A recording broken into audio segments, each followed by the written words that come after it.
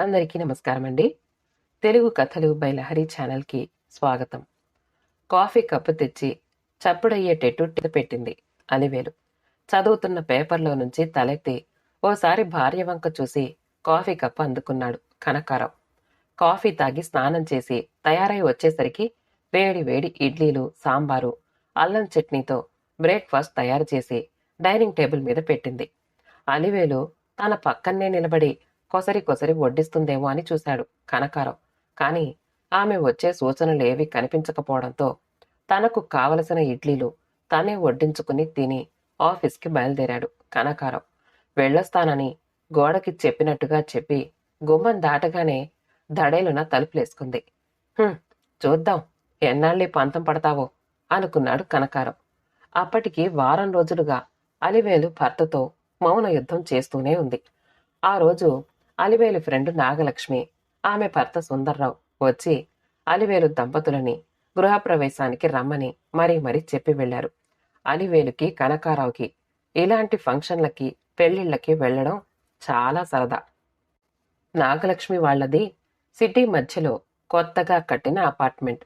విశాలమైన hall, marble flooring, అద్దాల షోకేస్లు, గోడనంతా ఆక్రమించుకున్న wooden కబ్బోర్డ్ల వంటి హంగులతో అటాచ్డ్ బాత్రూమ్, గీజర్ వంటి సౌకర్యాలతో ముచ్చట గొలిపే తన ఫ్రెండు నాగలక్ష్మి ఇంటిని చూడగానే అలివేలు కళ్ళు చెదిరాయి. రాజుని చూసిన కళ్లతో మొగుణ్ణి చూస్తే మొత్తబుద్ధి అయ్యిందన్న నాటు సామెతలాగా తన ఫ్రెండు కొత్త ఇంటిని చూసిన అలివేలుకి చివరగా ఏ హంగు ఆర్భాటం లేని ఎప్పుడో మామగారి తరంలో కట్టించిన పాత ఇల్లు అస్సలు నచ్చలేదు. తన ఇంట్లో నాపరాళ్ల గచ్చుని చూసినప్పుడల్లా నాగలక్ష్మి ఇంటి మార్బుల్ ఫ్లోరింగ్ గుర్తొచ్చేది. రాత్రిలో బాత్రూంకి వెళ్లాల్సొచ్చి పెరట్లో దూరంగా ఉన్న టాయిలెట్కి ఒక్కర్తి వెళ్లాలంటే భయమేసి భర్తని తోడు రమ్మని నిద్రలేపేది అలివేలు. ఇది వరకు ఆ అసౌకర్యాన్ని పట్టించుకొని అలివేలుకి అపార్ట్మెంట్ అయితే హాయిగా అటాచ్డ్ బాత్రూంకి ఎవరి సాయం అడగకుండా వెళ్ళొచ్చు అనిపించేది. అదీగాక ఓ గిన్నెడు నీళ్లు కావాలన్నా బావి దగ్గరికెళ్లి తోడుకుని తెచ్చుకోవాల్సిందే. అదే నాగలక్ష్మి వాళ్ల ఇంట్లో అయితే వంటింట్లో, బాల్కనీలో, టాయిలెట్స్లో ఎక్కడా నీళ్లు మోసుకెళ్లే పని లేకుండా ఎక్కడికక్కడ నీళ్ల ట్యాప్లే. ఇవన్నీ ఆలోచించిన అలివేలుకి తను కూడా అలాంటి అపార్ట్మెంట్లో ఎందుకుండకూడదు అనిపించింది. భర్తతో తాము కూడా మంచి సెంటర్లో ఓ అపార్ట్మెంట్ కొనుక్కుందామని ప్రపోజ్ చేసింది. చాలే ఊరుకో, ఈ ఇల్లు మాకు అచ్చొచ్చింది. ఈ ఇంట్లోనే మా అక్కల పెళ్ళిళ్ళు, పురుళ్ళు అయి వాళ్ళంతా పిల్లాపాపలతో హాయిగా ఉన్నారు. ఈ ఇల్లు వదిలే పనే లేదు అన్నాడు కనకారావు. ఈ ఇంట్లో సుఖం తక్కువ, పనెక్కువ. 4 రకాల కూరగాయలు కొనుక్కోవాలన్నా, షాపింగ్ చేసుకోవాలన్నా ఏ బస్సో రిక్షానో పట్టుకుని సిటీలోకి పోవాలి. పిల్లలందరూ ఉద్యోగాలంటూ వేరే ఊళ్ళల్లో సెటిల్ అయిపోయారు. ఇక ఈ లంకంత కొంపలో ఉండేది మనిద్దరమే. ఈ అర్ధరాత్రి ఏ దొంగ వెధవ ఇంట్లో దూరినా మమ్మల్ని ఆదుకునే నాథుడే లేడు. ఏమైనా సరే ఈ ఇల్లు మారదాము అనే వరకు మీతో మాట్లాడే పనే లేదు శపథం చేసినట్టుగా అన్నది అలివేలు. భార్య శపథాన్ని మొదట్లో అంత పట్టించుకోలేదు కనకారావు. మౌనంగా ఉంటే ఏంలే, టైంకి అందించి పెడుతోందిగా అనుకున్నాడు గాని అస్తమాను లొడలొడా వాగే కనకారావుకి భార్య అలా మూగదానిలా ఉండడం భరించడం కష్టమైపోయింది. భార్య పంతం, పట్టుదల తెలిసినవాడు కనుక ఇక తాను దిగిరాక తప్పదు అనిపించింది కనకారావుకి. మంచి సెంటర్లో అపార్ట్మెంట్స్ అమ్మకానికి ఉన్నాయేమో ఎంక్వైరీ చేశాడు. మా అపార్ట్మెంట్ అమ్మేస్తాను గురు, నేను విఆర్ఎస్ తీసుకుని పిల్లల దగ్గరికి వెళ్ళిపోదాం అనుకుంటున్నాను కనకారావు ఫ్రెండ్ అన్నాడు. అప్పటి వరకు తాను దాచుకున్న సేవింగ్స్కి ఎప్పుడో ఉద్యోగం వచ్చిన కొత్తల్లో ఊరి అవతల కొన్న స్థలం అమ్మగా వచ్చిన డబ్బు జత చేసి అది చాలకపోతే కొంత అప్పు చేసి ఎలాగైతేనే తన ఫ్రెండ్ అపార్ట్మెంట్ని కొన్నాడు కనకారావు. ఇంటికి వెళ్ళవేయించి కడిగించి కొత్త ఇల్లులా తయారు చేయించి ఇచ్చాడు కనకారావు ఫ్రెండు. చాలా రోజుల తర్వాత భార్య మొహంలో దీపావళి కనిపించింది కనకారావుకి. వచ్చిన బంధుజనులంతా తమ అపార్ట్మెంట్ అందచందాలని పొగుడుతూ ఉంటే పొంగిపోయింది అలివేలు. అద్దాల షోకేస్లని, మెరిసిపోయే తెల్లరాళ్ల ఫ్లోరింగుని చూసి మురిసిపోయింది. రకరకాల బొమ్మలు తెచ్చి షోకేస్ని నింపేసింది. ఎవరో కాలింగ్ బెల్ కొడుతూ ఉంటే గబగబా తలుపు తీయాలనే తొందరలో నేల మీద నీళ్లు చూసుకోక జారిపడింది అలివేలు. ఈ నేల మీద జాగ్రత్తగా నడవాలి, మన పాతింట్లో లాగా విసవిస నడిస్తే సరిపోదు, భార్యని లేవదీస్తూ అన్నాడు కనకారావు. వేడికిన కాలు బాధ భరిస్తూనే ఇంటి పనులు చేసుకుంది అలివేలు. అమ్మగారు, మీకు పని చేయమంటారా? ఎదురు వాటాలో చేసే పనమ్మాయి అడిగింది ఓ రోజున. ఆ ఫ్లోర్లో అందరి ఇల్లు ఆమె చేస్తుందట. ఆ సంగతి కూడా ఆ అమ్మాయి చెప్పింది. ఇంట్లో పని చేసుకోవడం అలవాటున్నా అందరికీ పనమ్మాయి ఉండి తనొక్కర్తికే లేకపోవడం నామోషి అనిపించింది అలివేలుకి. మర్నాటి నుంచి పనికి రమ్మంది. ఉండేది ఇద్దరం, పనమ్మాయి ఎందుకు, అదనపు ఖర్చు కాకపోతే అంటూ విసుక్కున్నాడు కనకారావు. నలుగురితో పాటే మనము, అంది అలివేలు. భర్త ఆఫీస్కి, పిల్లలు స్కూళ్ళకి వెళ్ళాక ఇళ్లల్లో ఉండే ఆడవాళ్ళందరూ కూర్చుని కబుర్లు చెప్పుకునేవారు. తనకి తోచనప్పుడు అలివేలు కూడా వెళ్ళి వాళ్లతో కబుర్లు చెప్తూ కూర్చునేది. పాత ఇంట్లో అయితే పిలిస్తే పలికేవారే ఉండేవారు కాదు. ఇక్కడ చూడండి ఎంత బాగా కాలక్షేపమవుతోందో, భర్తకి టిఫిన్ పెడుతూ అంది అలివేలు. అతి సర్వత్రా వర్జయేతన్నారు. విలువైన కాలాన్ని కబుర్లతో చంపేయకు, అన్నాడు కనకారావు. నాకు టైం విలువ తెలుసులేండి. రోజు వెళతానా ఏమిటి? ఎప్పుడో తోచనప్పుడు కాసేపు కూర్చుని వస్తాను. ఇరుగు పొరుగుతో ఆ మాత్రం సంబంధాలు లేకపోతే ఎలా, అంది తనని సమర్థించుకుంటూ అలివేలు. భర్తతో అలా అన్నదే కాని ఆ కబుర్లు తనకి అలవాటై రోజు వెళ్ళకపోతే తోచేది కాదు అలివేలుకి. 4 రోజులుగా పనమ్మాయి రావట్లేదు. గుట్టలుగా పడి ఉన్న మాసిపోయిన బట్టల్ని ఉతకడం మొదలుపెట్టింది అలివేలు.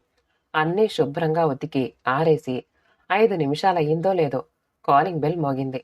అన్ని బట్టలు ఆడించి ఆరేయడం వల్ల నడుం పట్టుకుపోయిన అలివేలు ఓ చేత్తో నడుం పట్టుకుని నిదానంగా నడిచి వెళ్లి తలుపు తీసింది.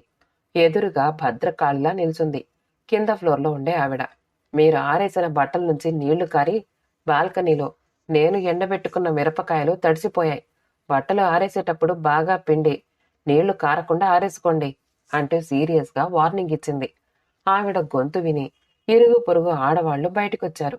అందరి ముందు మాట పడాల్సి వచ్చినందుకు బాధతో లోపలికెళ్ళిపోయింది అలివేలు. ఒట్టిగా అయితే పోచికోలు కబుర్లు చెప్పే ఇరుగు పొరుగు ఆడవాళ్లు ఆవిడకి సర్ది చెప్పే ప్రయత్నమైనా చేయకుండా తమకన్నట్టు వెళ్లిపోయారు. మరోసారి కరెంటు పోయిందని మిక్సీలో చేద్దామనుకున్న పచ్చడి రోట్లో దంచుతోంది అలివేలు. ఆ కిందే ఆవిడ మళ్లీ పరిగెత్తుకొచ్చింది కొంపలంటుకున్నట్టు.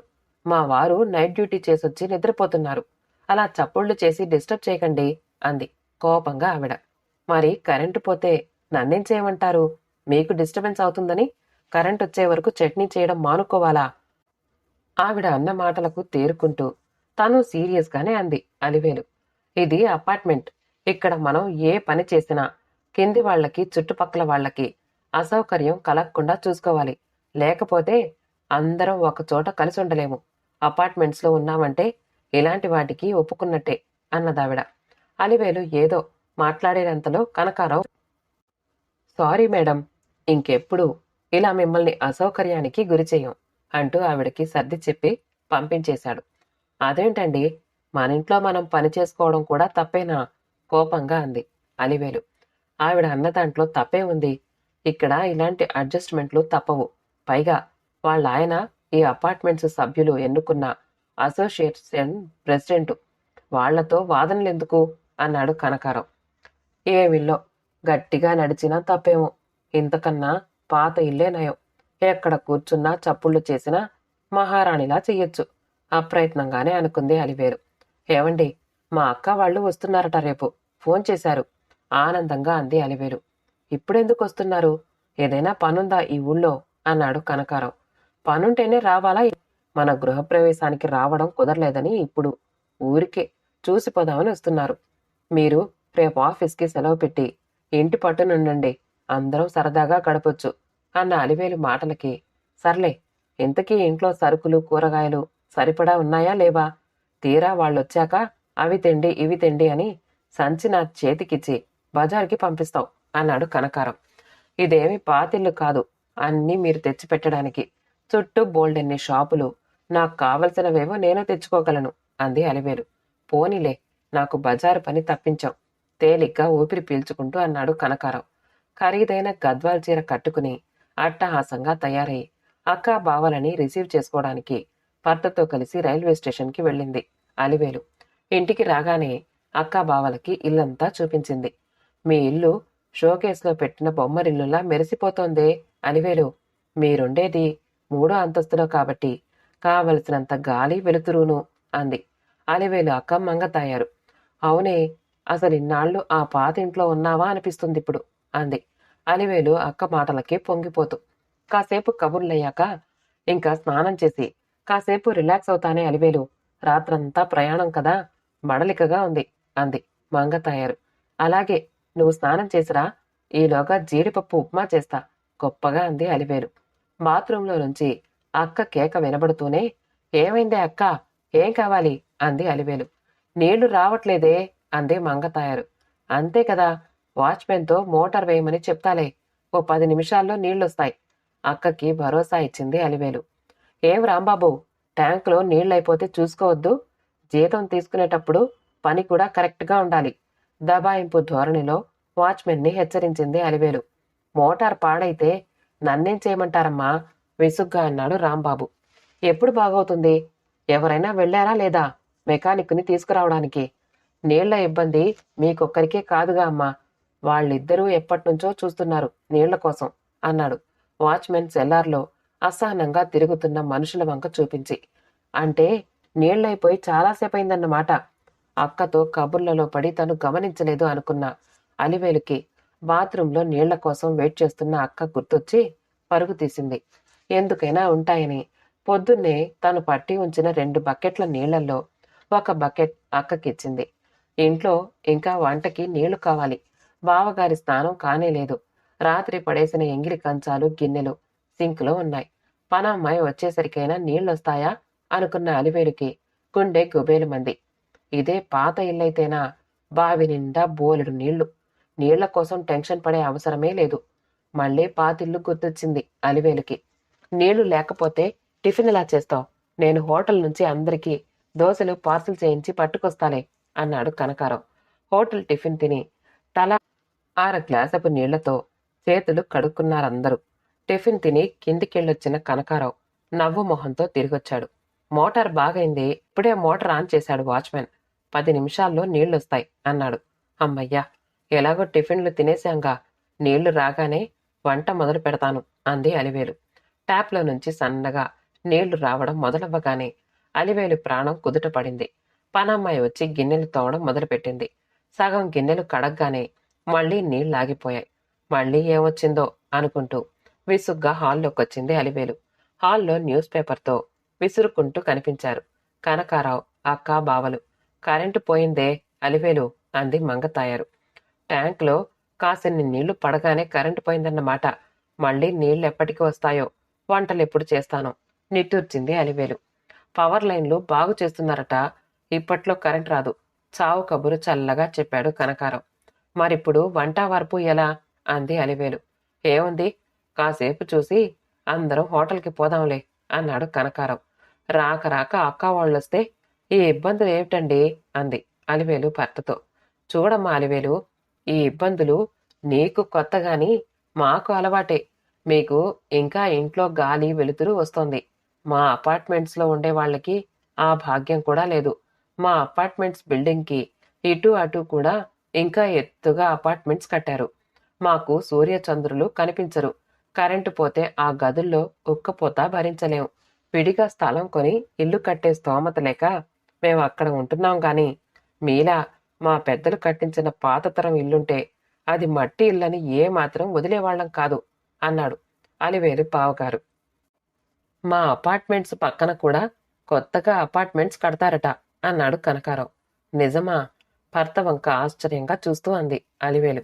నిజమే. ఈ గాలి వెలుతురు ఒక్క ఏడాది పాటే అనుభవించగలం మనం. వచ్చే ఏడాదికి ఈ హాల్లోకి లైటు వేసుకుంటే గాని వెలుగు రాదు, ఫ్యాన్ వేసుకుంటే గాని గాలి రాదు అన్నాడు కనకారావు. ఆ రాత్రి డబుల్ కాట్ మీద నిద్ర పట్టక దొర్లుతున్న అలివేలుకి పాత మట్టి ఇల్లు గుర్తొచ్చింది. వేసవి వడగాల్పుల నుంచి రక్షించి శరీరానికి ఆరోగ్యాన్ని, చల్లటి గాలిని అందించే వేప చెట్టు, మామిడి చెట్టు గుర్తొచ్చాయి. ఆరు బయట పడుకుంటే కొబ్బరాకుల సందుల్లో నుంచి తొంగి చూసే చందమామ గుర్తొచ్చాడు. ఉషోదయంతోటే రెక్కలు విప్పుకుని నవ్వుతూ పలకరించే పూల మొక్కలు గుర్తొచ్చాయి. అవన్నీ చూసే దృశ్యాలే అయినా ఎప్పుడూ మొహం మొత్తలేదు తనకి.